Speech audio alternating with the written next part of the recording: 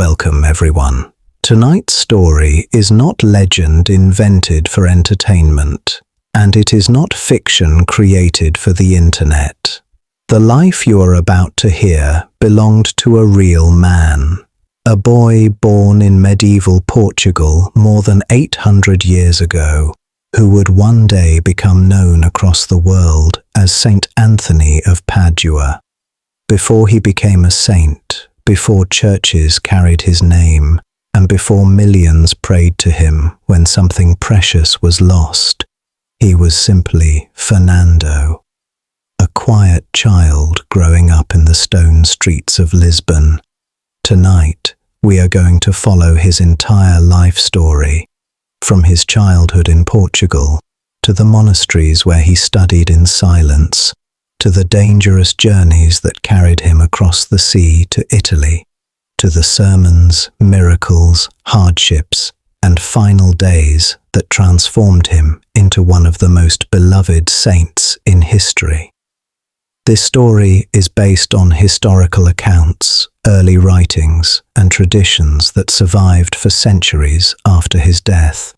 So dim the lights, settle in comfortably, and allow yourself to travel back into a quieter world of candlelight, monasteries, ocean storms, and ancient cities. And if you enjoy long-form historical sleep stories like this, take a moment to subscribe to the channel and join us for future journeys into the lives of saints, forgotten figures, and the quiet stories that shaped history. Now, let us return to the year 1195, to a small stone house overlooking the hills of Lisbon, where the story of Fernando begins. In the final years of the 12th century, the city of Lisbon stood at the edge of the known world, like a stone fortress facing the sea.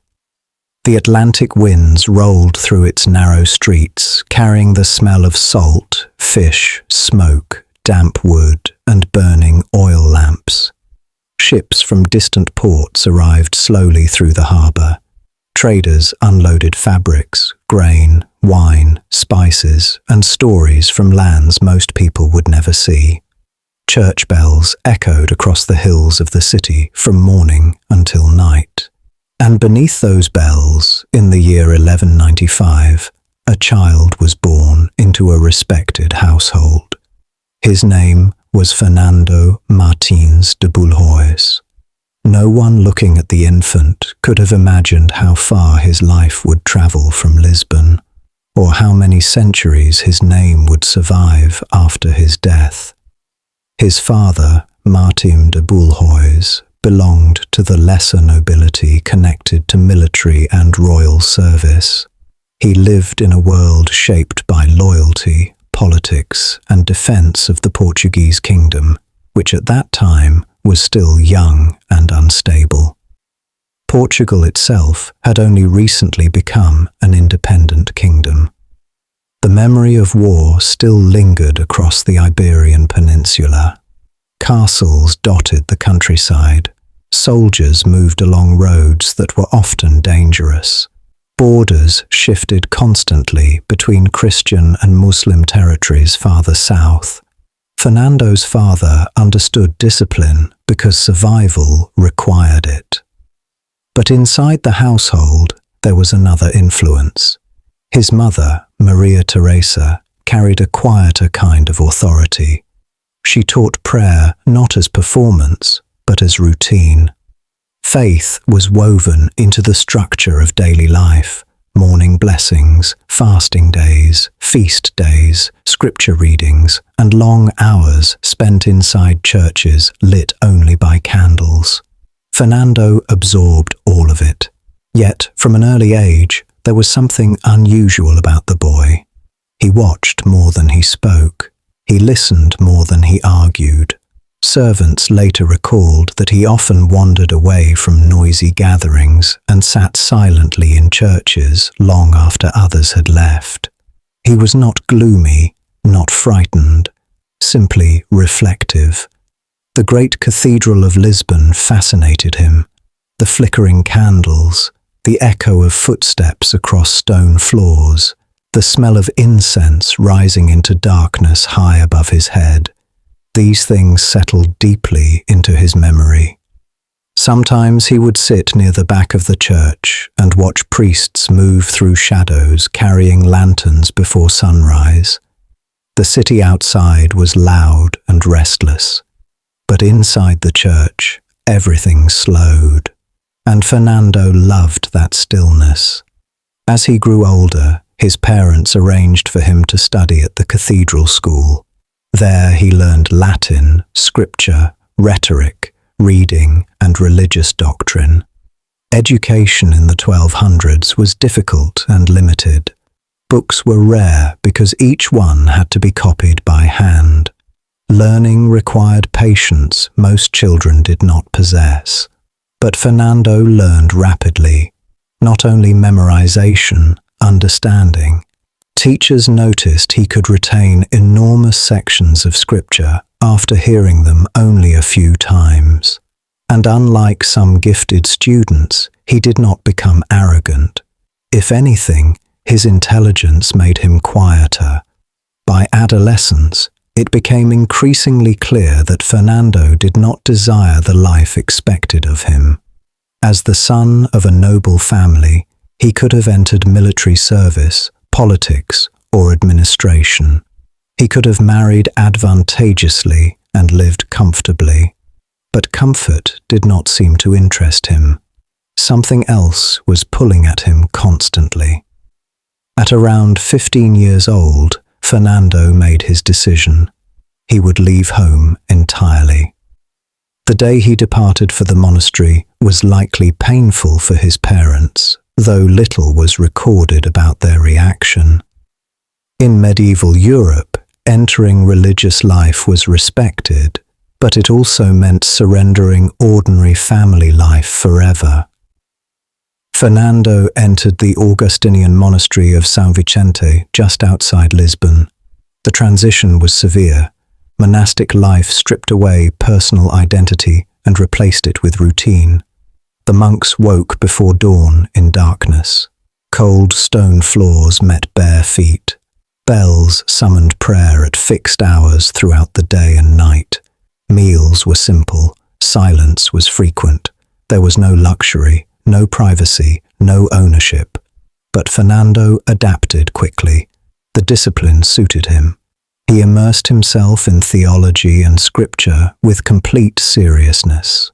He copied manuscripts carefully for hours under candlelight. He prayed beside older monks whose entire lives had unfolded inside monastery walls. And yet even there, he struggled with distraction. Because the monastery remained close to Lisbon, visitors from his former life occasionally arrived. Friends, relatives, familiar voices. Fernando realized something important about himself during those years. He desired separation, not out of hatred for the world, but because his mind settled only in silence. So he requested transfer.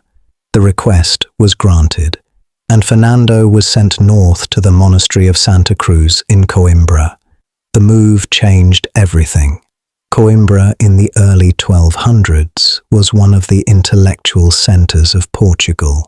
Scholars gathered there.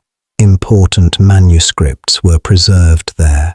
Religious debates shaped the education of future clergy across the kingdom. Fernando entered a world of deep study. For nearly 10 years, he lived almost entirely among books, scripture, theological argument, and monastic discipline.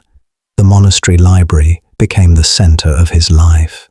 Imagine him there now, a young monk seated beside a narrow wooden table, winter rain tapping softly against stone walls, a single candle burning low beside handwritten pages, hours passing in silence except for the turning of parchment.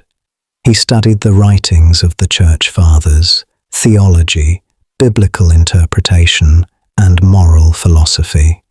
He became one of the most educated religious scholars in Portugal.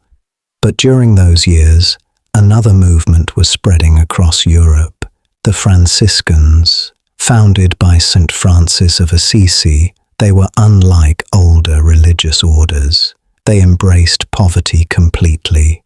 They traveled constantly. They preached outdoors to ordinary people instead of remaining primarily inside monasteries. Many traditional clergy considered them strange at first, but people were drawn to them, especially the poor.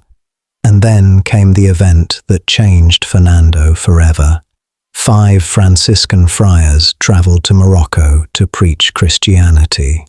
There, they were captured and killed. When their bodies were returned to Portugal, they passed through Coimbra. Fernando saw them. The sight stayed with him, not because of violence, but because those men had done something he had not. They had left safety behind completely. For days afterward, Fernando wrestled internally with what he believed his own life should become. Was study enough? Was knowledge enough? Was safety enough? Eventually, he reached his answer. No. He left the Augustinian order entirely and joined the Franciscans. When he did, he took a new name, Anthony. The name symbolized a different life entirely. The scholar from Coimbra disappeared. A wandering friar took his place. Anthony's first desire was direct and dangerous. He wanted to continue the mission to Morocco and preach there himself. He believed he might die there. But almost immediately after arriving in North Africa, he became seriously ill. The climate weakened him badly. Fever and exhaustion overtook him. He could not continue. Reluctantly, Anthony boarded a ship bound back toward Europe. Then the storm came. The sea threw the vessel far off course across the Mediterranean. Days passed beneath violent winds before the battered ship finally reached land. Not Portugal, Italy. Anthony arrived exhausted and unknown. No one recognized his education or past accomplishments. He was simply another sick Franciscan friar. So he was assigned ordinary labor inside small Franciscan communities. He cooked meals, swept floors, washed dishes, carried water, and for a time he disappeared again into silence, until one unexpected moment changed the course of his life permanently. At a religious gathering, a sermon was required, but the appointed speaker failed to arrive. The friars turned awkwardly toward one another. Someone eventually asked Anthony to speak. At first, he resisted, but finally, reluctantly, he stood. And when he began speaking, the room changed. Years of study suddenly emerged all at once. He spoke with theological precision, but without pride. He explained scripture in language ordinary laborers could understand. He connected faith to daily suffering, greed, fear, and forgiveness. By the time he finished, everyone present understood they had overlooked someone extraordinary. From that day forward, Anthony was assigned to preach publicly, and so began the years for which history remembers him most. He traveled constantly through Italy and southern France. Roads were rough and dangerous. Travel was exhausting.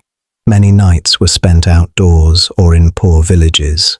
But wherever Anthony preached, crowds formed.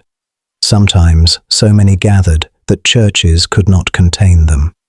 He spoke against corruption among the wealthy, against exploitation of the poor, against dishonesty in business and abuse of power. But unlike many medieval preachers, he rarely relied on terror. He spoke with clarity rather than force, and stories began following him from town to town. In Rimini, according to tradition, crowds refused to listen to him. So Anthony walked to the shoreline and began preaching to the sea itself. Witnesses later claimed fish gathered near the surface in enormous numbers, facing him as though listening. The story spread rapidly. Another famous account involved a mule. A man publicly challenged Anthony's teaching about the Eucharist. To settle the dispute, the skeptic starved a mule for several days, certain hunger would overpower anything else. Food was placed before the starving animal, while Anthony held the Eucharist nearby. According to tradition, the mule ignored the food and bowed instead. Whether viewed historically, symbolically, or spiritually, these stories became inseparable from Anthony's reputation. But perhaps the reason people remembered him most was simpler than miracles. He seemed approachable, not distant, not royal, not severe. People believed he understood ordinary suffering. Years of constant travel eventually destroyed his health. By the early 1230s, Anthony was physically exhausted. He withdrew near Padua, hoping for rest, though he continued teaching whenever possible. His body continued weakening, and on June 13, 1231, at only about 36 years old, Anthony died. The reaction was immediate. Crowds mourned openly. Children reportedly ran through the streets crying, "The saint is dead." Within a year, in 1232, Pope Gregory IX declared him a saint. It was one of the fastest canonizations in history. Pilgrims began traveling immediately to his burial place, which later became the Basilica of Saint Anthony of Padua. Reports of miracles multiplied after his death. People prayed to him when loved ones were sick, when belongings were lost, when hope disappeared.